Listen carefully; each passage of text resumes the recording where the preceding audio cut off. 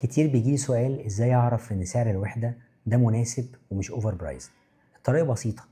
اول خطوة قارن سعر المتر بمشاريع شبيهة في نفس المنطقة ونفس التشطيب.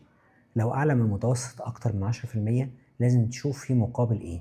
تاني خطوة القيمة اللي باخدها، تشطيب ايه، واجهة، امن، جراج، فيو، خدمات. لو القيم قليلة والسعر عالي يبقى اوفر برايسد.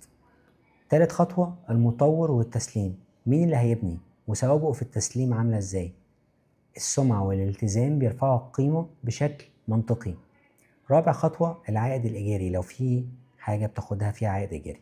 لو هدفع رقم عالي هيتأجر بكام؟ لو العائد ضعيف مقارنة بالسعر يبقى مش استثمار قوي.